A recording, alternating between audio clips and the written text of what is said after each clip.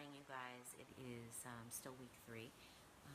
Thursday morning. I am coming to you, me and Miss Maisie, just out of bed, teeth unbrushed, bra unworn, and a little insecure about all of the above.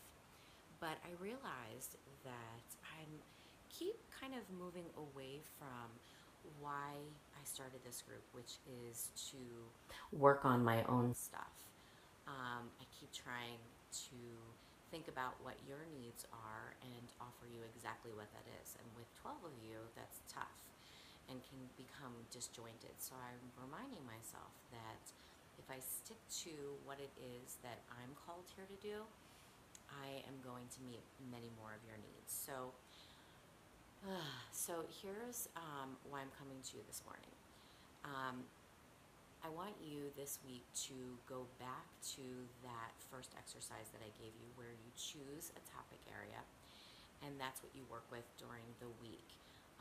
Pulling in the less dominant energy. So for me, I chose relationship for the last 2 weeks. I want you to go back to that and choose your topic for the next 2 weeks. My topic this week is going to be around health. This is a really tough one for me to talk about with you guys, but here it is.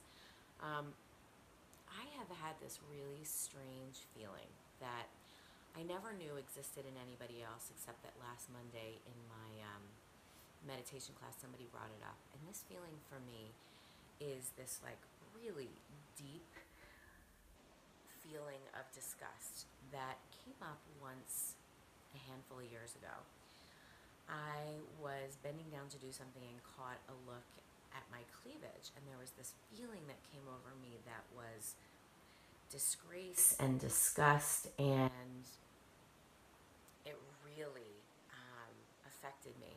And I went and spoke to my teacher about it, and it really only rears its head very little, but I've noticed with each of my pregnancies, there is something about the voluptuousness of my body. There's something about this like sexuality that I experience being pregnant, like really big breasts and round fullness, that brings up something in me that I can't put my finger on, I can't point to. There are no reference points, but it is and has been really alarming to me. And I'm realizing that it doesn't have to have a story to point to.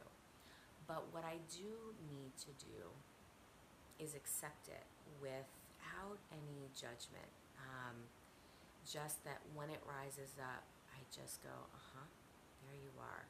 And instead of going to a story around it, it's more about going to the felt sense of it, the feeling sensation.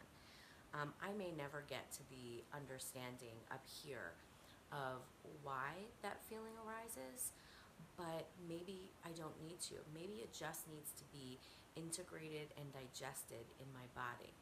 And so when this feeling comes up, it's more of like, oh, yeah, there you are. And it has a gripping feeling in my belly, or it has a churning feeling, or a nauseous feeling, or an unfamiliar feeling, or a numbing feeling. Whatever that is, I just allow it to come through my body and liberate itself. And I know many of you have heard me say this before. When we attach to a story, it has the ability to hold on for days, for weeks, for decades, for lifetimes. When we just can go to the felt sense of it, it has the ability to liberate.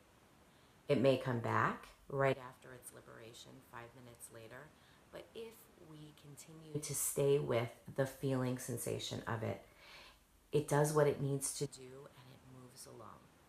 So I say the same is true with emotions that come up for you. Allow them to be there. Allow them to have a voice. Let them speak to you instead of you projecting meaning onto them, because that projection will happen a lot quicker than the felt sense. So don't dominate with your mind. go to the felt sensation. So, go back to that sheet, choose a topic, and do it so gently. This doesn't have to be a big major thing. Fill that area out and start feeling into the masculine energy or the intellectual energy and the feminine or the body energy around it. See which place you are heavier and start feeling into doing it the other way and what it offers to you. So, me and my unbrushed teeth are going to take themselves to the bathroom now, and have a great day.